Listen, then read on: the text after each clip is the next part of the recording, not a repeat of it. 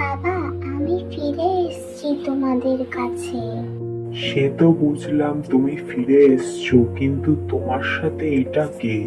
বাবা, ও হলো ইন্দ্রবর্মা, পাশের রাজ্যে চন্দ্রশেখর রাজার একমাত্র পুত্র।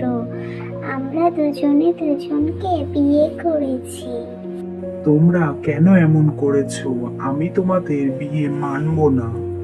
বাবা, তুমি একবার শোনো আমরা কি পরিস্থিতিতে বিয়ে করেছি। এরপরে রাজকুমারী তার বাবাকে সমস্ত ঘটনা খুলে বলে। এই কারণেই আমরা বিয়ে করেছিলাম বাবা।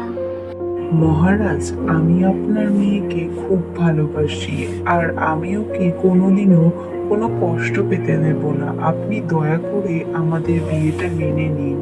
বাবা, তুমি তো চাও আমি ভালো থাকি, আর আমি ওর সাথেই ভালো থাকবো। তুমি দয়া করে আমাদের বিয়েটা মেনে নাও। আচ্ছা ঠিক আছে, আমি তোমাদের বিয়েটা মেনে নিলাম।